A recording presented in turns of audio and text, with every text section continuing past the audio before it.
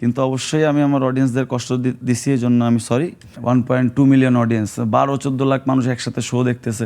James একজনই, এমনকি যে আমিও একজনই।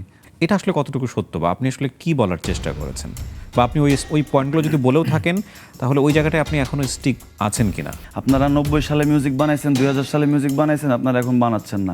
জেমস ভাইকে আমি এখনো সামনাসামনি দেখিনি। সো কোন ওস্তাদজির কাছ থেকে শেখা কখনো? ওরকম প্রাতিষ্ঠানিক শিক্ষা তো আমি পাইনি। How do you do that? অনেক বড় কিছু হওয়ার জন্য বিল গেটস হওয়ার দরকার হয় না, অনেক বড় কিছু হওয়ার জন্য শিল্পী হইলেও হয়। তাকে দেখার জন্য অনেক বিল গেটসরা আসে। একটা জিনিস মোটা দাগে হয়েছে আমাদের ইন্ডাস্ট্রিতে আপনাকে নিয়ে, যেটা হচ্ছে যে বড় বড় মিউজিশিয়ান যারা আছেন বা যারা গান করেন তাদেরকে নিয়ে অনেক সময় আমরা শুনেছি পত্রপত্রিকাতে আপনার বিরূপ মন্তব্য ছিল। এটা আসলে কতটুকু সত্য, বা আপনি আসলে কি বলার চেষ্টা করেছেন, বা আপনি ওই পয়েন্টগুলো যদি বলেও থাকেন তাহলে ওই জায়গাটায় আপনি এখনো স্টিক আছেন কিনা? না না ভাই, আমি ওইখানে ধরেন যে একটা জিনিসই বলার চেষ্টা করছিলাম যে আমাদের যারা সিনিয়র মিউজিশিয়ান আছেন, যাদের কাছ থেকে মিউজিক শিখে আমরা বড় হয়েছি বাংলাদেশের, তারা এখন মিউজিক বানাচ্ছেন না কেন বেশি বেশি করে, যাতে আমরা আরও বেশি বেশি মিউজিক শুনতে পারি, বেশি বেশি রেফারেন্স পাইতে পারি যে আমরা কীরকম মিউজিক বানাবো, এই জেনারেশনে আসলে কীরকম মিউজিক বানানো উচিত। কারণ আমাদের তো কোনো গাইডলাইন নেই। আপনারা 90 সালে মিউজিক বানাইছেন, 2000 সালে মিউজিক বানাইছেন, আপনারা এখন বানাচ্ছেন না। হাবিব ভাই বানাচ্ছেন না, বালাম ভাই বানাচ্ছেন না, হৃদয় খান ভাই বানাচ্ছেন না, জেমস ভাই বানাচ্ছেন না, আইয়ুব বাচ্চু ভাই মারা গেছেন, মাইলসের অ্যালবাম পাচ্ছি না, মাইলসের লাস্ট অ্যালবাম অনেক দিন আগে পাইছি। সো এই একটা ফ্রাস্ট্রেশনের জায়গা থেকে হয়তো আমি ওইগুলো বলে ফেলছিলাম, কিন্তু এগুলো তো অবশ্যই এরকমভাবে উপস্থাপন করার অধিকার, মানে স্পর্ধা কোনোটাই আমার থাকা উচিত না। এটার জন্য এক্সট্রিমলি সরি যে আমার উপস্থাপনটা খুব খারাপ হয়ে গেছিলো। কিন্তু বেসিক্যালি ভাই, আমি আপনাদের সবার অনেক বড় ফ্যান। আমি চাই যে আপনারা বেশি করে মিউজিক বানান, যাতে করে আমরা রেফারেন্স পাই যে আমরা এই যুগে কী করবো আসলে।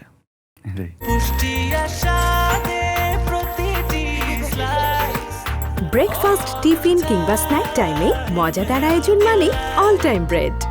ছোটবেলা থেকে আপনি গান করতেন? একদম। আমার মনে হয় যে জন্মের পর থেকেই। কীরকম, ওই আমার মনে আছে, আমার আসলে অনেক ছোটোবেলাকার স্মৃতিও মনে আছে, বুঝছেন ভাইয়া। 2 বছরের স্মৃতিও আমি এখনও চোখে দেখতে পারি। 2 বছরে আমি কি কি দেখছি। তো আমার তখন মনে আছে যে গান তো আসলে সামনাসামনি গাইতে পারতাম না, মানে যে সবার সামনে এসে জোরে চিল্লা চিল্লা গান গাবো করতাম নাকি শুনছি আর কি মামুনির কাছ থেকে, বাট ওইভাবে তো করা হয়নি। বাবা শোনাইতো আমাকে গান প্রচুর। আমার বাবা তো চমৎকার গান গায়। আমার বাবা যখন ঢাকা ভার্সিটিতে পড়তো তখন অনেক গান টান করছে, শিখছে। আমাদের ইন্ডাস্ট্রি বলতে কি, আমাদের এই সঙ্গীত জগতেরই অনেক নাম করা ফিগার, তাদের সাথে অনেক ক্লোজ ছিল। যেমন ফাহমিদা নবীর কাছ থেকে বাবা কিছু নলেজ পাইছে গান টানের ব্যাপারে ওই সময় 86 সালে, 85-86 সালে আমি যতদূর জানি। তো বাবা আমাকে ছোটোবেলা থেকে গান শোনাইতো, বিশেষ করে কারেন্ট চলে গেলে বুকের উপর রেখে গান শোনাইতো। ওই যে শুনতাম ওই গানগুলোই পরে আবার কানের ভেতরে আঙ্গুল দিয়ে চেষ্টা করতাম যে নিজের ভয়েসটা নিজে জোরে শোনা যায়, যে চেষ্টা করতাম যে কি গাই আমি দেখি। তো আস্তে আস্তে একটু একটু সুর আসতে আসতে এই 2-3 বছর বয়স থেকে গান গাই ভাইয়া নিজে নিজে। ওকে। সো কোন ওস্তাদজির কাছ থেকে শেখা কখনো? না না না, ওরকম প্রাতিষ্ঠানিক শিক্ষা তো আমি পাইনি। পুরো এন্টার লাইফই না? না না, কোনোদিনও না। How do you do that? গান তো ভাইয়া মানুষ আমি জানি ব্রেন দিয়ে গায়। গান মানুষ ব্রেন, অবশ্যই গান ব্রেন দিয়ে গায়। গান হইতেছে 70% আপনার ব্রেন, 20% আপনার কান, আর 10% হচ্ছে গলা। গলাকে আপনি যদি ব্রেন দিয়ে কন্ট্রোল করতে পারেন তাহলে আপনি গান গাইতে পারবেন। কিন্তু এটা শোনা লাগবে, তো কন্টিনিউয়াসলি শোনা লাগবে। চোখে না দেখলে তো হাঁটতে পারবেন না, উষ্টা খাবেন। তো কানে শোনা লাগবে, কানটা হইতেছে মনিটর আর কি। আমার মনে হয় না যে মানুষ গলা দিয়ে গান গায়। গলা, হ্যাঁ ঠান্ডা, যেমন আমার আজকে ঠান্ডা লাগছে, আমার গান গাইতে প্রবলেম হচ্ছে। অ্যাম্পলিফায়ারের এটা কি বলে, ক্যাবিনেটের প্রবলেম হয়েছে, বাট অ্যাম্পলিফায়ার ঠিক আছে, গান কিন্তু মাথায় আছে এই আর কি। অনেকের আছে যে মাথার সাথে গলার সম্পর্কটাই নেই, তারা গান গাইতে পারে না। তাল কানা হয়, সুর কানা হয়, ওদের হিসাব আলাদা। এই তাল লয় শেখারও তো ব্যাপার থাকে একটা। হ্যাঁ, কিন্তু তাল কানা মানুষ বেসিক্যালি ডাম্ব হয়, কিন্তু অনেক, মানে যারা তাল বোঝে না তারা কিন্তু, তাদের কিন্তু জ্ঞান বুদ্ধির অভাব। প্রথমত তাল, পরে সুরটা অনেকে নাই বুঝতে পারে, কিন্তু তাল যদি না বোঝে তাহলে বুঝতে পারে যে এর হচ্ছে আইকিউ লেভেল একটু কম। মানে এটা আমি সাইন্টিফিক্যালি পড়ে যতটুকু শিখছি আর কি। সো আপনি আপনার পছন্দ কি, মানে ব্যান্ড মিউজিক প্রথম থেকেই? ছোটবেলায় মাইকেল জ্যাকসনের গান শুনতাম। ওকে। 3 বছর বয়স থেকে। তো মাইকেল জ্যাকসন তো বেসিক্যালি রক মিউজিকই করে। হ্যাঁ, রকটা একটু মিক্সড উইথ পপ, হ্যাঁ এরকম আর কি, ডান্স পপ রক এরকম টাইপের।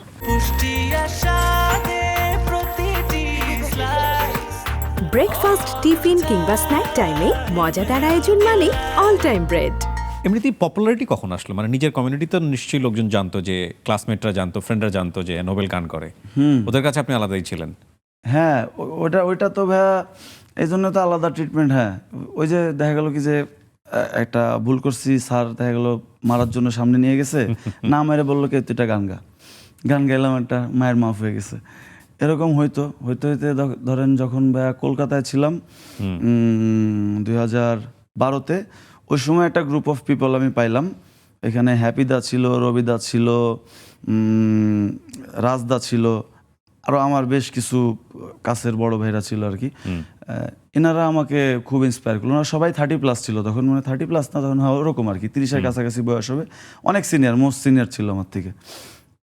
ওনারা খুব ইন্সপায়ার করতো আর কি। আমি একটু গিটার বাজাইতাম, আর ওরা দেখতাম কি জানলার সামনে এসে এরকম ঘিরে দাঁড়াইতো আর কি, দাঁড়ায় সবাই গান শুনতো। আমার মনে হতো কি যে এত মানুষ রেগুলার আমার গান শুনতে আসে, তাহলে তো গানটা পারি, এটা করা উচিত।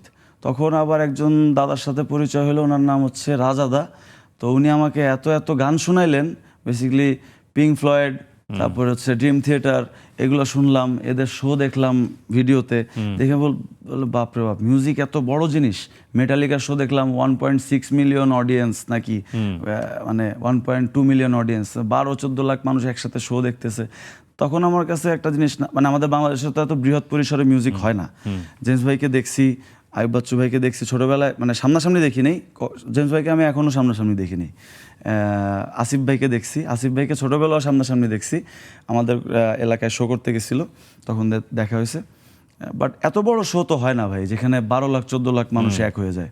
যদিও আমার লাইফের প্রথম শোটা ছিল 1.5 লাখ মানুষের সামনে প্রায়, নোম্যান্স ল্যান্ডে, আপনার পরে এটা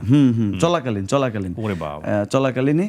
এটা 2019 সালের 21শে ফেব্রুয়ারির শোটা নোম্যান্স ল্যান্ডে, ওই যে ইন্ডিয়া আর বাংলাদেশের বর্ডারের মাঝখানে খুলে দেয় না একদিনের জন্য, ওইখানে শোটা করছিলাম। ওইখানে 1.5 লাখ মানুষ ছিল।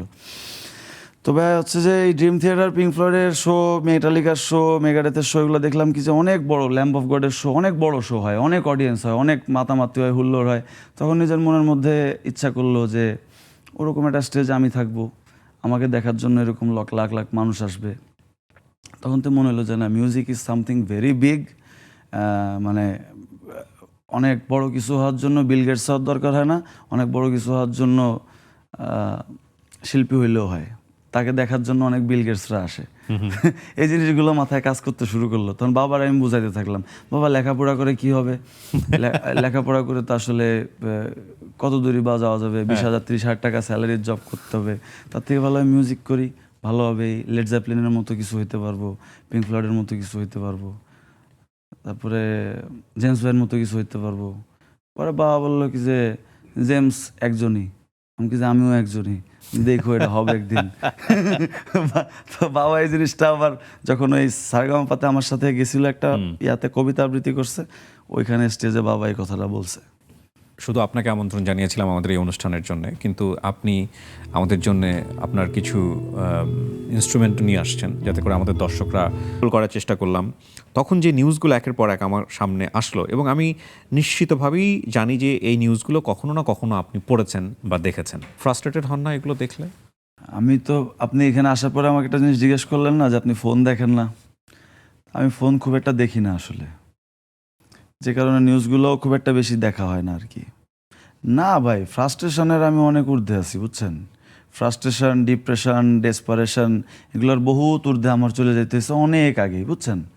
কারণ ওই ধরেন যে মানুষ একটা সদ্য ভূমিষ্ঠ হওয়া একটা বাচ্চাকে ধরেন যখন অনেক লুতুপুতু করে রাখে, তারপরে ধরেন যে হঠাৎ করে যখন আছাড় দেয় না, আর আছাড়ের পরেও যখন ওই বাচ্চাটা বেঁচে থাকে, তখন ওর অনেক শক্ত হয়ে বেঁচে থাকা লাগে, বুঝছেন। আমি সেই বাচ্চা আর কি। মানুষের সর্বোচ্চ লেভেলের ভালোবাসাও পাইছি, সর্বোচ্চ লেভেলের ঘৃণাও পাইছি। তো আপনি যদি বলেন না ফ্রাস্ট্রেশন, এটার আমি অনেক ঊর্ধ্বে আছি জেনুইনলি। কিন্তু অবশ্যই আমি আমার অডিয়েন্সদের কষ্ট দিছি, এই জন্য আমি সরি, কিন্তু ফ্রাস্ট্রেশনের অনেক ঊর্ধ্বে আছি আমি।